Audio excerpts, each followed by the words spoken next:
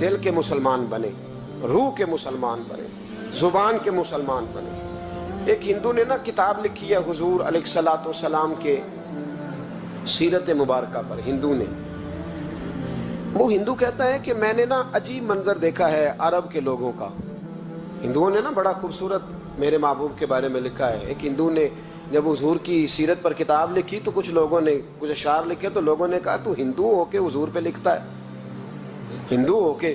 اس نے بڑا عجیب جملہ کہا، کہنے لگا ہو جائے عشق کسی سے کوئی چارہ تو نہیں، اور صرف مسلم کا محمد پہ اجارہ تو نہیں، صرف مسلم کا محمد پہ۔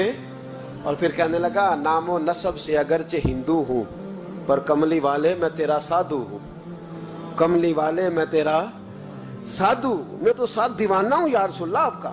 تو نبی پاک علیہ السلام کے بارے میں لوگ لکھتے ہیں، وہ کہتے ہیں وہ محبت سے نہیں لکھ رہا، وہ سمجھ لیں کہ ایک عالمی تجزیہ نگار ہے تو ایک تجزیہ دے رہا ہے۔ کہتا ہے میں نے دو قسم کے عرب دیکھے، دو قسم کے۔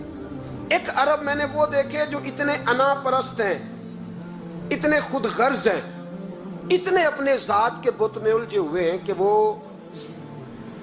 ایک حوض پہ اپنے گھوڑوں کو پانی پلانے گئے، 10 15 20 گھوڑوں کو پانی پلانے گئے ہیں، تو جھگڑا ہو گیا، پہلے میں نے پلانا ہے، میں بڑا چودھری ہوں۔ اس نے کہا نہیں میں تجھ سے بڑا ہوں، پہلے میں نے پلانا ہے۔ اس پہ جھگڑا ہوا، وہ غیر جانبدار تجزیہ نگار کہتا ہے اس پہ جھگڑا ہوا، لڑائی ہوئی، قتل ہوئے، اتنے قتل ہوئے کہ یہ قتل نسلوں تک چلے، نسلوں تک یہ قتل آگے بڑھے۔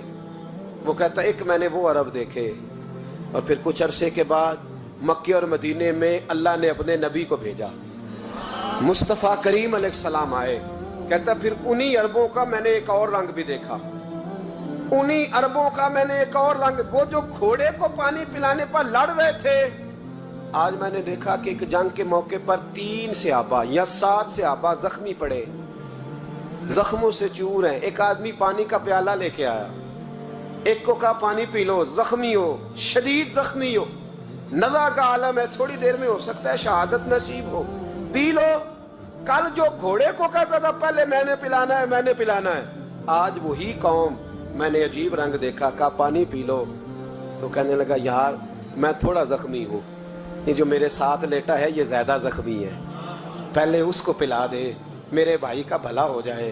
کہتا پانی لے کے اس کے پاس پہنچے، اس کو کہا تو پی لے، تو وہ کہنے لگا نہیں میں زخمی ضرور ہوں پر جوان ہوں، یہ میرے ساتھ جو صحابی لیٹے ہیں یہ زخمی بھی ہیں بوڑھے بھی ہیں، ان کو پہلے پلا۔ میں بات کہتا میں تیسرے کے پاس گیا تو اس نے کہا نہیں یار چوتھے کو پلا، وہ زخمی بھی ہے بیمار بھی ہے، اسے زیادہ ضرورت ہے۔ کہتے چوتھے کے پاس گیا تو وہ تڑپ اٹھا، کہنے لگا 5ویں کو پلا، اس لیے کہ اسے زخم مجھ سے پہلے لگا ہے، اس کا جہاد بھی مجھ سے سخت ہے۔ کہتے اس کے پاس گیا تو کہنے لگا یار 6 کے پاس چلا جا، اس لیے کہ اس کا وقت مجھے زیادہ قریب لگ رہا ہے۔ کہتے میں 6 کے پاس گیا تو وہ بول اٹھا، کہنے لگا وہ 5 جس رسول کا کلمہ پڑھتے تھے میں بھی اسی محمد کا ماننے والا ہوں، تو مجھے نہ پلا 7ویں کو پلا۔ کہتے اس کے قریب گیا اور میں نے وہ منظر دیکھا کہ وہ کہنے لگا نہیں اگر وہ 6 قربانی دے سکتے ہیں تو میں نے بھی نبی پاک سے تربیت لی ہے، تو پہلے کے پاس جا۔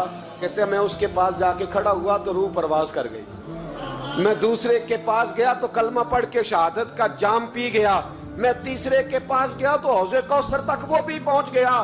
کہتے ہیں 7 کے 7 وصال کر گئے، پانی میرے ہاتھ میں تھا اور میں اس صحرا میں کھڑے ہو کے سوچ رہا تھا یہ وہ لوگ ہیں جنہوں نے دل کا کلمہ بھی پڑھا ہے، روح کا کلمہ بھی پڑھا ہے، یہ ان کا صرف وجود نہیں جھکتا رب رسول کی بارگاہ میں، جب یہ جھکتے ہیں تو ان کے دل بھی جھکے ہوئے ہوتے ہیں، ان کی روحیں بھی جھکی ہوئی ہوتی۔ حالات بدل گئے میرے بھائی، ایک زمانہ وہ تھا جب حضرت عمر فاروق کی لونڈی نے کلمہ پڑھا، ہاں حضرت عمر لونڈی نے کلمہ پڑھا تو حضرت عمر نے اسے الٹا لٹکا لیا، درے مارتے، بی بی کہتی عمر مجھے اتنا مارتے کہ مارتے مارتے تھک جاتے، پھر پانی منگاتے، پانی پی کے پھر مارتے۔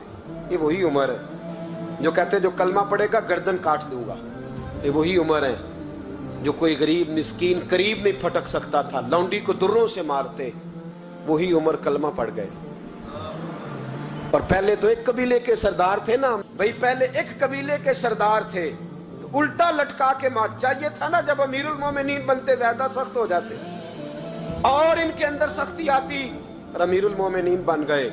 24 لاکھ مربع میل پر حکومت, 24 لاکھ مربع میل کا حکمران, چہرے پہ نقاب پہنا. کنز الاموال میں روایت موجود, وہی عمر جو کل غریب عورت کو دروں سے مارتے ہیں, وہی عمر. انقلاب آ گیا, سوچ بدل گئی, نگاہ اور دل مسلمان ہو گئے. عمر گزر رہے ہیں, ایک گھر سے بچوں کے رونے کی آواز آئی. چہرے پہ نقاب پہنے عمر رک گئے. افلا غلام ساتھ تھا, کہنے لگے پتہ کر کوئی مسئلہ ہے. دروازے پہ دستک دی. بی بی تیرے بچے کیوں روتے ہیں؟ کہنے دوڑ جاؤ. کون ہوتے ہو؟ تمہیں کیوں بتاؤں؟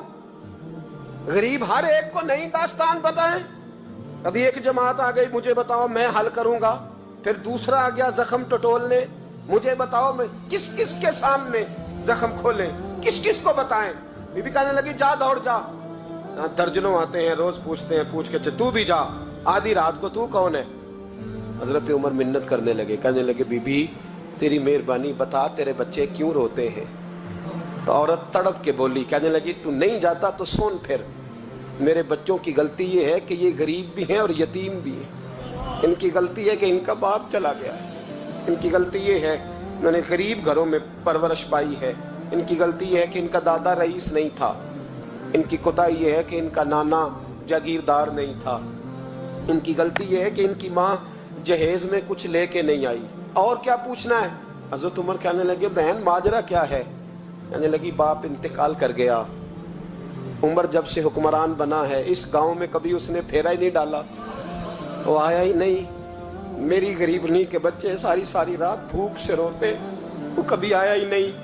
یہ غلطی ہے. پہلے تو میں کچھ نہ کچھ ان کو خشک روٹی کھلا دیتی تھی, آج تو گھر میں کوئی شے نہیں. شام سے لے کر پانی اور روڑے ہنڈیا میں ڈالے ہیں, پکاتی جاتی ہوں. کہا تھا چلو سو جائیں گے, پر بھوک بڑی ظالم ہے, نیند بھی نہیں آنے دے.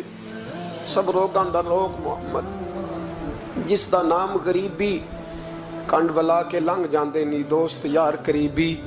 کب بھوک بڑی ظالم ہے, پیٹ بھوکا ہو تو یہ بھی نہیں آتی. سوچتی تھی سوچ اب تہجد کا وقت ہے پر سوتے نہیں. اب بتاؤ میں کیا کروں. عمر تو 24 لاکھ مربع میل کا حکمران ہے, اس کچی بستی میں کیسے پھیرا ڈالے گا. حضرت عمر دوڑے گئے. 60 سال عمر, کندھے پہ اناج کا تھیلا رکھا, کندھے پہ. غلام کہتے حضور مجھے دے دیں. فرمایا بتا قیامت میں بھی میرا بوجھ اٹھائے گا. حضرت عمر لائے. پھر عمر نے اس بی بی کے گھر میں چراغ روشن کیا. پھر بوڑھے عمر کہتے میری بیٹیاں تھیں, میری بیویاں تھیں, میں نے کھانا کبھی نہیں پکایا تھا. میں نے اس بی بی سے کہا بہن تو بیٹھ جا. بیٹھ گئی. عمر کہتے میں نے آگ جلائی. آپ کے غلام کہتے ہیں جب عمر آگ میں پھونکے مارتے تھے تو ان کی داڑھی سے دھواں نکلتا تھا. عمر نے آگ جلائی. پھر فاروق کہتے میں نے کبھی روٹی نہیں پکائی تھی پر آج میں نے آٹا بھی گوندا. 24 لاکھ مربع میل کا حکمران. اور بھائی جب تیرا دل اور نظر مسلمان ہوتی ہے تو پھر تو جھوٹے دعوے نہیں کرتا, پھر دین تیرے لفظوں میں جملوں میں تقریروں میں نہیں رہتا. حضرت سیدنا عمر فاروق رضی اللہ تعالیٰ عنہ آٹا گوندتے ہیں, داڑھی ساری آٹے سے بھر گئی. پھر عمر فاروق روٹیاں پکاتے تو ہاتھ جلتے. پھر سالن پکایا. پھر عمر نے دسترخوان بچھایا. پھر وہ چھوٹے چھوٹے بچوں کا عمر نے منہ دھلایا. پھر فاروق اعظم روٹی کے لقمے ان کے منہ میں ڈالتے اور روتے, کہتے بیٹو عمر کو پتہ نہیں چلا کہ تم بھوکے تھے. بیٹیوں عمر کو خبر نہیں تھی. عمر سے ناراض تو نہیں ہو. چھوٹے چھوٹے بچے کہتے ہمیں تو پتہ بھی نہیں عمر کون ہے. آپ کیا بات. پھر ان کو عمر فاروق نے کھلایا. پھر فاروق اعظم صحن میں بیٹھ گئے, ان کو ہنساتے رہے. غلام کہتے حضور اب کیا کرتے ہو؟ فرمایا جو میری وجہ سے روئے تھے انہیں خوش نہ کروں. پھر اس بی بی کی طرف متوجہ ہوئے, کہنے لگے اگر عمر نہیں آیا تو آپ ہی خبر کر دیتی. بی بی کہنے لگی ڈیوٹی عمر کی ہے خبر لینے کی, میری نہیں ہے کہ میں جا کے بتاؤں. میں کیوں بتاؤں؟ حضرت عمر کہنے لگے چل عمر کو معاف کر دے. کہنے لگی اسے کیا معاف کرنا ہے, میں تو دعا کرتی ہوں اللہ اسے ہٹا دے اور آپ کو بنا دے. میری دعا ہے کہ وہ چلا جائے آپ آ جائیں. پر میں اگر میں بن جاؤں تو عمر کو معاف کر دو گی؟ کہا ہاں کر دوں گی. حضرت عمر نے چہرے سے نقاب اتارا. فرمایا بی بی میں عمر ہی ہوں, तूने देखा नहीं था या तेरी दुआ मकबूल हो गई। वो बीबी कहने लगी आपके सामने इतनी जली कटी सुनाई। फरमाया बस एक वादा कर, अगर तूने उमर को यहाँ माफ कर दिया है तो वहां भी माफ कर देना। वहां भी सवाल, शर्त ये है तेरा दिल कितना मुसलमान है। हमारा ये हाल है, हम जुमलों के मुसलमान, लफ्जों के मुसलमान, हम अपने आप को खींच खांच के मस्जिद में ला के 2-4 रखते भी पढ़ ही लेते, पर दिलो निगाह अगर मुसलमान नहीं तो फिर कुछ भी नहीं। देखे ना कितने आला लफ्ज है हदीस में। नबी पाक ने फरमाया मैं उसे अपना मोमिन ही नहीं मानता। सहाबा कहते हैं पूछने लगे थे किसे, तो हुजूर ने दूसरा बार फिर कह दिया, फरमाया मैं अल्लाह की कसम उसे मोमिन नहीं मानता। तीसरा जुमला पूछने लगे तो हुजूर ने फिर बोल दिया, फरमाया मैं नहीं मोमिन मानता। हुजूर किसे? फरमाया जो खुद तो पेट भर के खाए और उसका पड़ोसी भूखा सो जाए। 3 दफा हुजूर ने कहा मैं मोमिन ही नहीं मानता। इतनी मर्दी तस्बीह पढ़े तो ना मर्दी रब रब कहे। तो मेरे भाई याद रखे, रहमतुल्लाह अलैह दरवेश थे दिल्ली के, बहुत सारे लोग मुरीद थे। एक बड़ा खिदमत गुजार मुरीद था, मजदूरी करता था, गरीब था, तो 6 बेटियां थी उसकी। हजरत साहब के पास रोज आके कहता हुजूर बच्चियों के लिए दुआ करें, अल्लाह कोई असबाब पैदा कर दे। एक बच्ची की शादी का खर्चा 1000 दिनार है और मैं गरीब हूँ। हजरत साहब दुआ कर देते। खानका शरीफ के थोड़े ही फासले पर, हजरत जहां बैठ के मुरीदों की तरबियत करते थे, उससे थोड़ा ही फासले पर ना एक ईसाई रहता था, बड़ा मालदार था, बड़ी सारे ऊंट, गायें, भेड़, बकरियां रखी हुई थी और हजरत शरफुद्दीन रहमतुल्लाह अलैह की बड़ी मुखालफत करता था। और ये जो आपका गरीब मुरीद था ये उसका पड़ोसी था। एक दिन बुला के ना उनको कहने लगा कि तू किधर जाके जो है वो टकरे मार रहा है, वहां से कुछ नहीं मिलने वाला। वो तुझे क्या देंगे जिनकी खानका खुद चंदे पे चलती है, मदरसा चंदे पे चलता है, मस्जिद चंदे पे चलती है, तेरी बेटी का मामला कहाँ हल होगा? तो उस दरवेश ने कहा कि तू मेरे पीर को नहीं जानता, तू अजय मेरा महबूब नहीं डिठा, तो पता नहीं ना, तू इस रास्ते का मुसाफिर नहीं, तू नहीं जानता। उनका बस चले ना तो वो हर कीमत में मेरी बेटियों की शादी करा दे। अब वो ईसाई था, कहने लगा अच्छा चलो ठीक है, अगर इतनी बात है ना तो जाओ उनसे जाके कह दो कि 6 साल के लिए मेरे साथ मुआहदा कर लें, वो मेरे जानवरों को चारा डाल दिया करे, 6 साल ड्यूटी करे, मैं 6000 दिनार दे देता हूँ। वो मेरे साथ 6 साल मेरे जानवरों को चारा डाले रखते हैं ना आप, चारा डालने के लिए एडवांस पैसे दे के। अब तो लोग उन्हें भी गुलाम ही बना लेते हैं, बड़ी थोड़ी तनख्वाह देते हैं, जुल्म करते हैं, पूरा मुआवजा नहीं देते। हजरत शेख शरफुद्दीन के बारे में वो कहने लगा जो अपने पीर से जाके कह के मेरे जानवरों को 6 साल चारा डाले, मैं 6000 दे देता हूँ, तू जो कहता है हर कीमत पे जाने को तैयार है। उसने जब ये बात की तो मुरीद ने नाराज हो गया, वो लड़ाई हो गई, गिरबान पकड़ लिया, झगड़ा हुआ, बात बड़ी दूर गई। इस तरह की बात करता मेरे हजरत के बारे में, तेरे जैसे कई मैं वहां काम पे रखा दूं।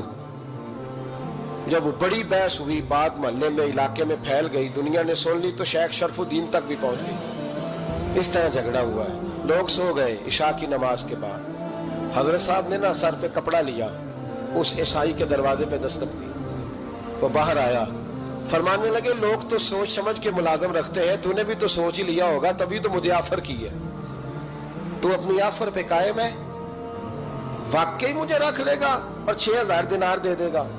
कहने लगा जा बाबा काम कर अपना। फरमाया नहीं, तूने इतने लोगों में बात की, इतनी बहस हुई, तो कायम है? कहने लगा मैं तो कायम हूं पर आपने नहीं कायम रहना। फरमाया मैं सोच समझ के आया। उसने कहा आप ड्यूटी करेंगे, भैंसों को चारा डालेंगे? फरमाया एक शर्त, बस जब अजान हो जाए ना तो मुझे रब की नमाज पढ़ने की इजाजत दे देना, बाकी सुबह शाम जो तू कहेगा। अगर उस गरीब की बेटियां ब्याही जाए तो मुझे और क्या चाहिए? उसकी 6 बेटियों का बोझ है उसके सर पे, तू मुझे रख ले।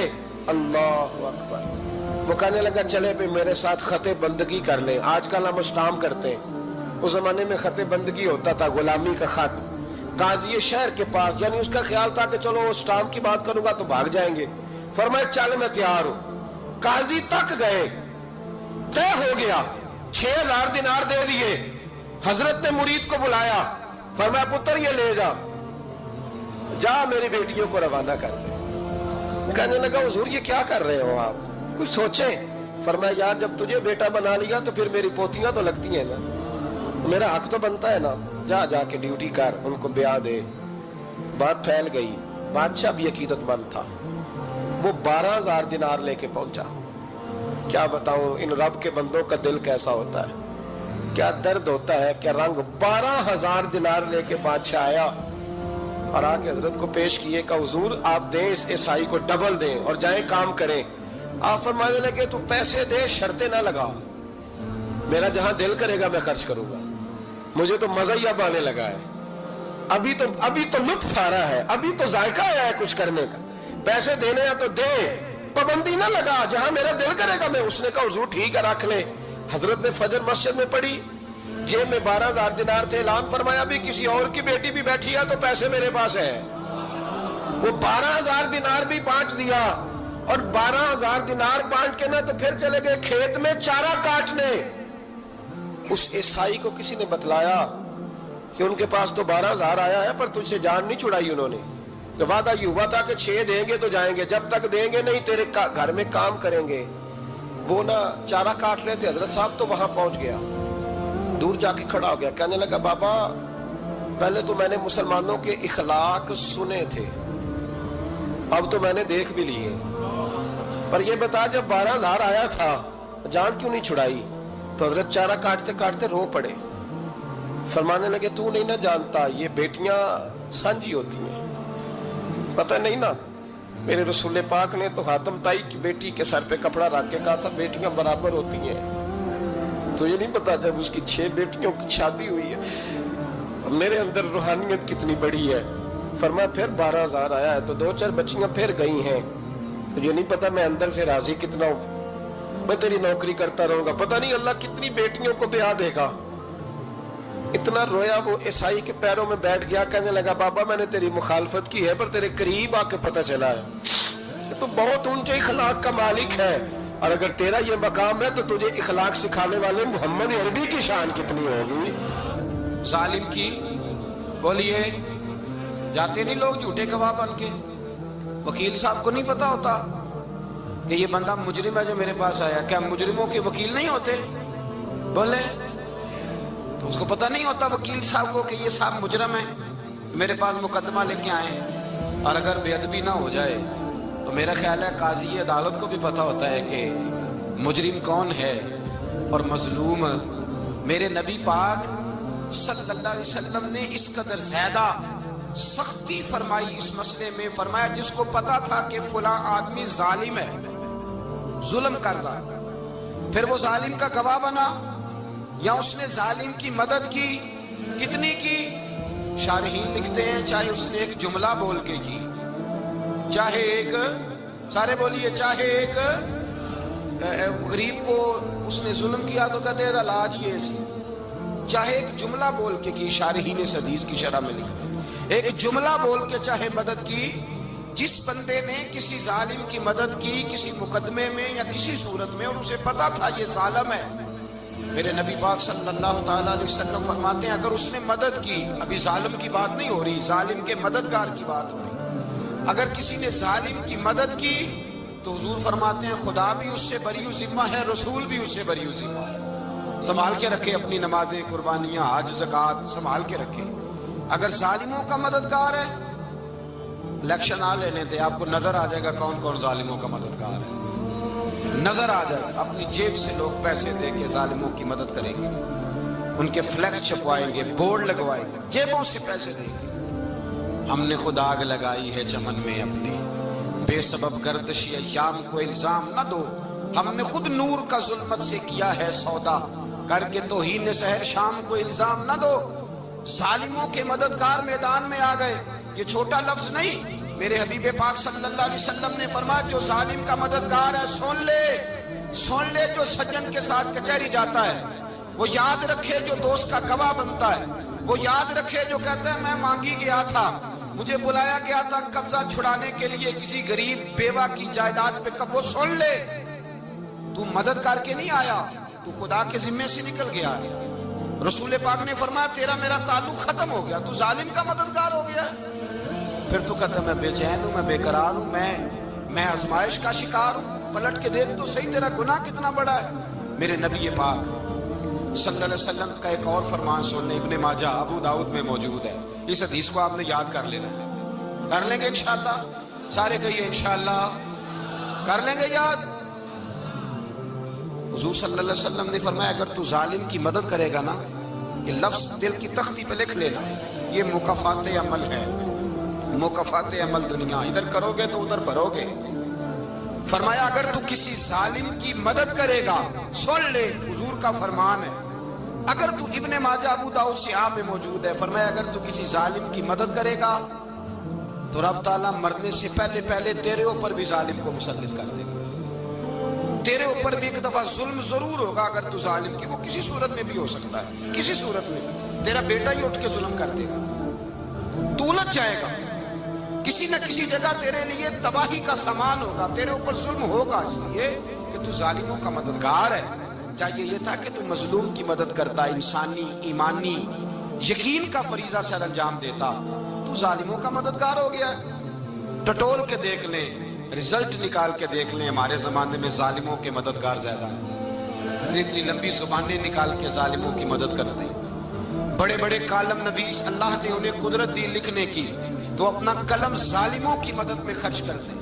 وہ لوگ جن کو اللہ تبارک و تعالیٰ نے قدرت دی، ہمت دی، طاقت دی، کچھ لوگ ان کے حلقہ احباب میں وہ اپنے لوگوں کو استعمال کر کے ظالموں کی مدد کرتے ہیں، ظالموں کی مدد کرتے ہیں۔ میرے نبی کریم سید عالم نور مجسم صلی اللہ علیہ وسلم نے فرمایا اگر تو نے ظالم کی مدد کی تو جب تک تو توبہ نہیں کرے گا رب تجھ سے ناراض ہی رہے گا۔ اللہ تجھ سے، او بھائی جس سے رب بھی ناراض ہو گیا، نہ کھانا نہ پینا نہ سونا نہ جاگنا نہ نیند، پھر تیری ہر چیز تیرے لیے آزمائش ہو جائے گی، پھر تیرا سایہ بھی تیرے لیے خوف کا سامان بنے گا، پھر زندگی جیتی جاگتی لاش بن جائے گی، تو اپنے کندھوں پر اپنی میت اٹھائے پھرے گا جب تو ظالم کا مددگار ہوگا۔ اور نبی پاک صلی اللہ علیہ وسلم نے فرمایا ظالموں کا مددگار بھی ظالم ہوتا ہے، ظالموں کا مددگار بھی، سارے بولے ظالموں کا مددگار بھی، نہیں کو نہیں، آپ سارے نہیں بولے، ایک دفعہ بولے ظالموں کا مددگار بھی،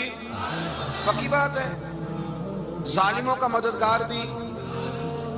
اللہ اکبر، جس کا یارانہ ہو، جس کا دوستانہ ہو، جو کہے میں نے نا اس کو اوکھے ویلے کے لیے ظالم کو یاد رکھا ہوا ہے، کبھی مشکل پر رکھے نہیں ہوئے لوگوں نے ظالم دوست، کہتے میں نے رکھے ہوئے ہیں، بلکہ ہمارے دیہات میں تو کہتے ہیں میں نے بازو بنائے ہوئے۔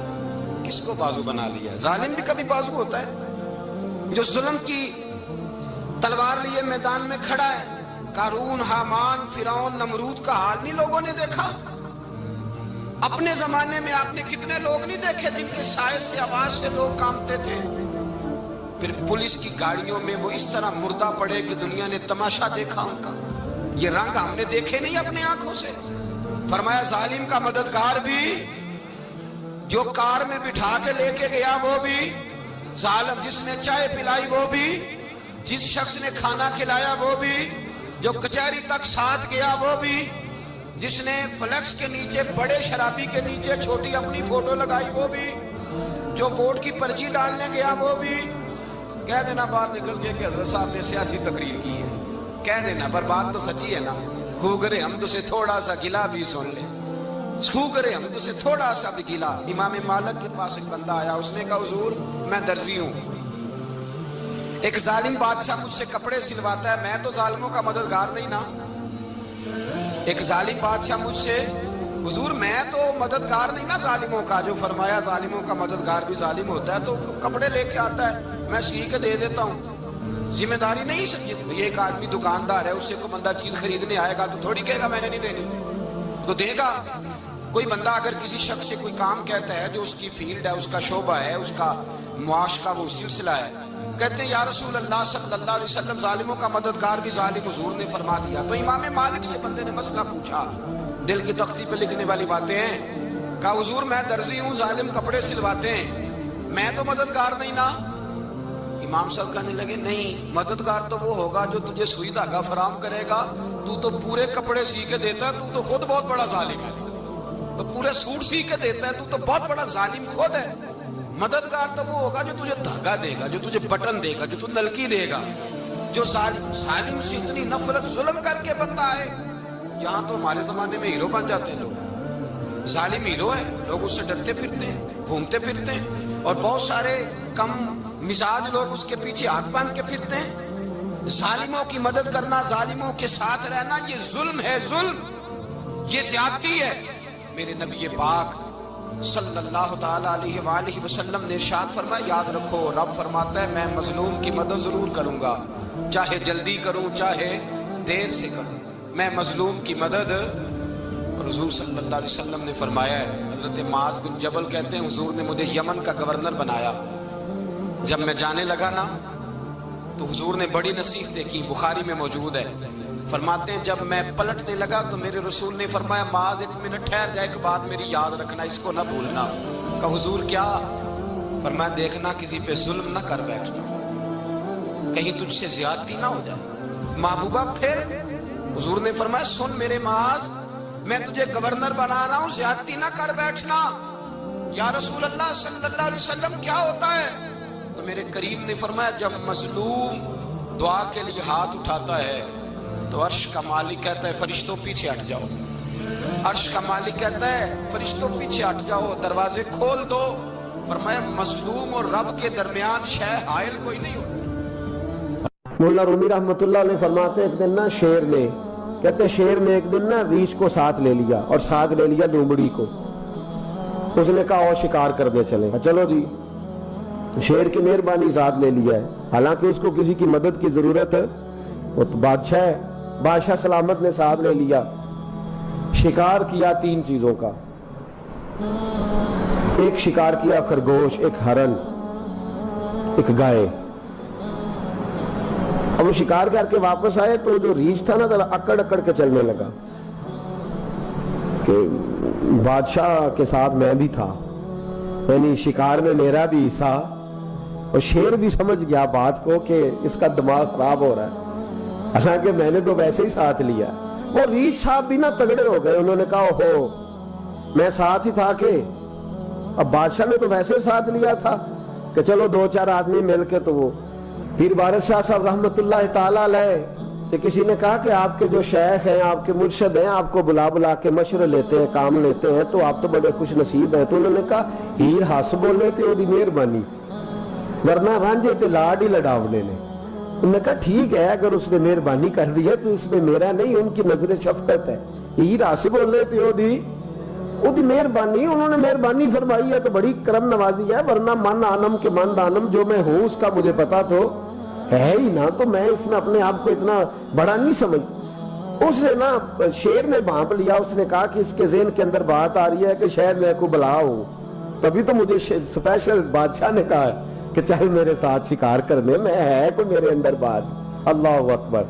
اس نے نا آ گئے بیٹھ گئے، اس نے کہا اس سے بادشاہ نے کہ کیا کرنا ہے، اب شکار تو ہو گیا ہے، تو اس کے اندر تو سودا سمایا ہوا تھا نا۔ اس نے کہا جی کرنا کیا ہے، بانٹ کے کھانا چاہیے، بانٹ کے کھانا چاہیے۔ اس کو بڑا غصہ آیا، اس نے کہا اچھا تو مجھے کمزور سمجھتا ہے، میں جو چاہتا تھا کر سکتا تھا، میں نے تو عذرائے محبت تجھے عزت دی ساتھ لے لی یار، تو بن کے ہی بیٹھ گیا ہے۔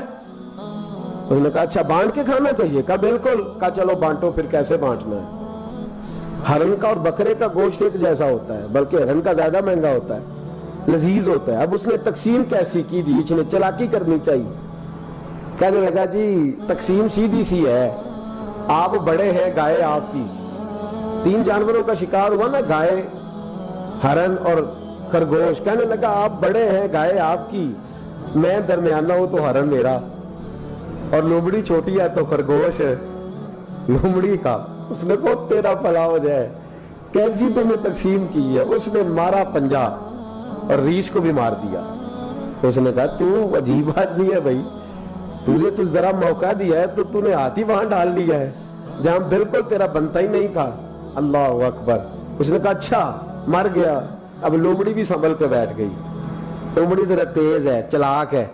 تو مولا رومی علیہ رحمہ کہتے ہیں، اور شیر کہنے لگا لومڑی سے چل تو تقسیم کر، تو تقسیم کر کیا کرنا چاہیے؟ تو کہنے لگی بادشاہ سلامت تقسیم بڑی سادی سی ہے، سویرے ناشتہ خرگوش کا کرے، دوپہر کو آپ جب کھانا کھانے لگے تو ہرن تناول فرمائے، اور شام کو ذرا آپ زیادہ کھاتے ہیں تو آپ گائے کھائیں، یہی تقسیم ہے۔ بڑا راضی ہوا شیر۔ اس نے کہا تو نے یہ تقسیم بڑی اچھی کی ہے، یہ کہاں سے سیکھی ہے؟ کہنے لگی ریچھ کی موت سے سیکھی ہے، ابھی مرا ہے نا میرے سامنے، اس کی موت سے میں نے سیکھی ہے، اس لیے کہ اگر یہ تقسیم نہ کی تو مر میں بھی جاؤں گی۔ बात तो तफन्नो की है, ज़राफत की है, लेकिन मुल्ला रूमी क्या फरमाते हैं? वो फरमाते हैं दूसरों की मौत से ही सीख जा। हजरत उमर का विसाल हुआ, कब्र पे मिट्टी डाली जा रही थी, तो हजरत अबू दरदा ने ना यूं मिट्टी पकड़ी हुई है, तो एक एक चुल्लू करके मिट्टी डालते हैं ना, पहले 3-3 चुल्लू डालते हैं कि चलो हमारा भी इस नेकी में हिस्सा हो जाए। तो मिट्टी डालने के लिए ना मट्टी पकड़ी हुई थी, तवज्जो है आपकी मेरी बात पर? तो उस मट्टी को लेकर के जा रहे थे हजरत अबू दरदा। मट्टी लेके जाते हजरत सैयदना अबू दरदा हजरत उमर की कब्र पर डालने के लिए, यूं पकड़ी हाथ में, मट्टी डालने का इरादा करते तो वापस आ जाते, फिर जाते तो वापस आ जाते, फिर जाते। लोगों ने कहा अबू दरदा डालते क्यों नहीं? तो आंखों में आंसू आ गए, रो पड़े, कहने लगे इज्जत के इसको है गिरा पे मट्टी डाल दूं, वकार के इस बादशाह पे मट्टी डाल दूं? फरमाने लगे शहनशाह किरदार पर इस पर मट्टी डाल दूं? और फिर वो मट्टी पकड़ी और अपने सर पे डाल ली। फरमाने लगे उमर तू मट्टी के काबिल नहीं, मट्टी के काबिल तो मैं हूं, मैं था जिस पर मट्टी पड़नी चाहिए थी। और आप फरमाने लगे लोगों सुन लो, अगर उमर जैसे तकवे के बादशाह भी रब ने इस जमीन से उठा लिए तो हम भी बचेंगे नहीं, हमने भी अल्लाह की बारगाह में जाना है। अगर इतने इतने पाकबाज लोग अगर नेकी ही दुनिया में रहने का सबब होती तो ये पाक लोग हमेशा दुनिया में रहते, पर मैं अगर ये चले गए तो चले, हमने भी जाना है। हजरत खजर अलैहिस्सलाम आए, कहने लगे हुजूर, शेख अब्दुल कादिर जिलानी से कहने लगे आप दुआ न करें, मैं पैगाम लेके आया हूँ, इसके नसीब में ही औलाद नहीं, न करें दुआ, ने कर दी पर यहाँ तो है ही नहीं। तो ये लाडले हैं ना रब रसूल के, अल्लाह रसूल को मना लेते हैं। तो गौसे पाक कहने लगे अच्छा नहीं इसके नसीब में दुआ, चलो ठीक है, औलाद कोई नहीं, कोई नहीं। फिर हाथ उठाए, कहे अल्लाह तुझे पता था ना कि ये मेरी तरफ आ रही है, और अल्लाह तुझे इल्म था ना मेरे दरवाजे तक आ गई है, और मालिक तुझे पता था ना दुआ का कहेगी और मैं दुआ करूंगा, तू जानता था ना। अच्छा अच्छा मैं समझ गया। अब ये लोगों से जाके कहेगी मैं अब्दुल कादिर तक भी हुआ यूं पर मेरा काम नहीं बना, मिला कुछ नहीं, ये कहे और 2 आंसू शेख अब्दुल कादिर जिलानी गौस पाक, अल्लाह अच्छा ठीक है, ये कहेगी ना मैं हुआ यूं, ठीक है कोई अर्ज नहीं। लफ्ज कहे हुजूर गौसे पाक ने तो जनाब खिजर वहीं खड़े खड़े कहने लगे अब्दुल कादिर तेरे भी कुर्बान जाऊं, और तेरे रब के तेरे साथ प्यार के भी कुर्बान जाऊं। रब फरमाता है बोलिए कितने बेटे चाहिए बीबी को, आप कीजिए बात। तो गौस पाक फरमाने लगे चूंकि मेरे घर आई है तो रब से फरमाए 7 बेटे तो अता कर देना। ओ भाई इतनी सी बात नहीं लोगों की समझ में आती कि मेरा कोई लाडला प्यार वाला हो तो मैं मान जाता हूं, तो जो रब रसूल के लाडले वो जब बात करते हैं तो अल्लाह रसूल भी मान जाते हैं। भाई इतनी सी बात है। एक शख्स ने आके कहा हुजूर मेरा वालिद इंतकाल कर गया, रात ख्वाब में देखा बड़े अजाब में। लोग बड़े परेशान होते हैं इन बातों में बड़े, लेकिन मैं बड़े दलाइल कायम कर सकता हूँ। हाँ हमें क्या मलांग समझते हैं कि हम जो बात करेंगे बगैर दलील के करेंगे? बैठ के लोग कहानियां सुना रहे हैं कि जनाब गौस पाक ऐसे कर सकते थे, ये कैसे हो सकता है। तो जो कहानी तुम सुना रही हो तो काफिर भी सुना रहा है।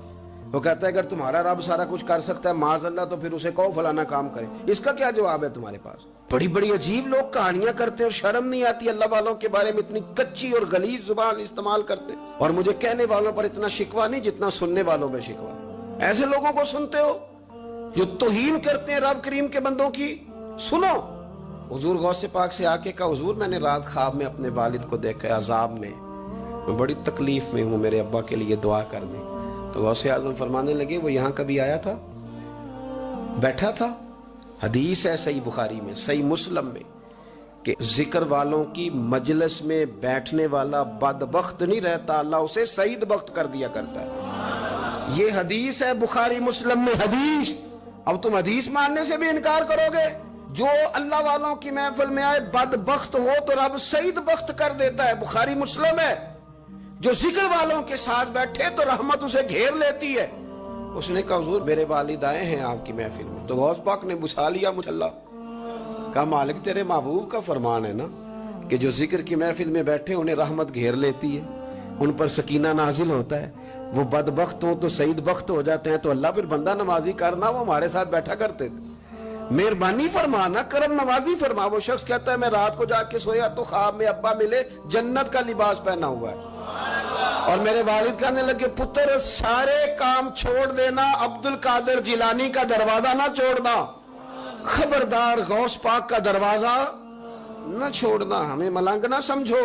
آپ کیا سمجھتے ہیں کہ ہم ایسے کو ملنگ تلنگ لوگ ہیں جس کے مرضی پیچھے لگ جائیں گے؟ ہم تو بڑے سیانے لوگ ہیں، ہم تو بڑی جلدی کسی بندے کو تسلیم ہی نہیں کرتے۔ ہر بندہ اپنے ابا کا نام اپنے نام کے ساتھ لگاتا ہے۔ ہم نے زندگی قادری لکھ کے گزار دی ہے ساری۔ آپ کیا سمجھتے ہیں کچے پکے لوگ ہیں؟ اور صرف یہاں نہیں، وصیت لکھ کے رکھی ہے، مریں گے بھی تو قبر پہ پہلے لفظ قادری لکھنا، اس لیے کہ خدا کے فضل سے ہم پر ہے سایہ غوث اعظم کا، اور ہمیں دونوں جہاں میں ہے سہارا۔ اور بڑی تحقیق کے ساتھ اور بڑی ریسرچ کے ساتھ اور بڑے سیانے بن کے، لیکن جس دن کا مان لیا ہے پھر بالکل ہی مان لیا ہے، پھر بالکل ہی مان لیا۔ آپ یقین کریں مجھے مزہ آتا ہے جب مجھے کوئی کہتا ہے قادری صاحب، بڑا مزہ آتا ہے، بڑا سرور آتا ہے۔ کوئی میرے نام سے نہیں نہ پکارتا، اس کا بنا کے پکارتا ہے، کوئی اس کا بنا کے پکارتا ہے، کوئی اس کا کہہ کے پکارتا ہے تو ذرا چسکا آتا ہے، یعنی اس میں سرور آتا ہے، اس میں ذرا کیف آتا ہے۔ حضور غوث پاک آپ کی نسبت بڑی شان والی، آپ کا مقام بڑا۔ حضرت مولانا جمیل الرحمن قادری اعلیٰ حضرت کے مرید ہیں، وہ فرمایا کرتے تھے خدا کے فضل سے ہم پر ہے سایہ غوث، ہمیں دونوں جہاں میں ہے سہارا۔ اور قادری کہتے ہیں غوث پاک سے پیار کرنے والے کو جو بھی پیار کرے وہی قادری ہے۔ تو خدا کے فضل سے ہم پر ہے سایہ، ہمیں دونوں جہاں میں ہے سہارا، خدا دے گا منادی حشر میں یہ قادریوں کو، کہاں ہے قادری کر لے نظارہ غوث اعظم، کہاں ہے قادری کر لے نظارہ۔ اور پھر فرماتے ہیں جمیل قادری 100 جاں سے ہو قربان مرشد پر، اپنے شیخ کی بات کرتے ہیں، جمیل قادری 100 جاں سے ہو قربان مرشد پر، بنایا جس نے مجھ جیسے کو بندہ غوث اعظم کا۔ یہ غوث اعظم واحد صوفیاء کی جماعت میں امام ہستی ہیں کہ کوئی کسی بھی سلسلے سے تعلق رکھے، وہ نقشبندی ہے، وہ چشتی ہے، وہ سہروردی ہے، آج آپ کو سارے 11ویں دیتے نظر آئیں گے، اس لیے کہ غوث اعظم رضی اللہ تعالیٰ عنہ کے فیض جب برسا ہے تو می بن کے ہی برسا ہے، اور ہر جگہ ہی برسا ہے، ہر جگہ ہی برسا ہے۔ تو بجائے اس کے کہ ہیلو حجت کریں ساری زندگی، اللہ والوں سے پیار۔ اج اس محفل وچوں اللہ دے دلدار دی خوشبو آندی ہے۔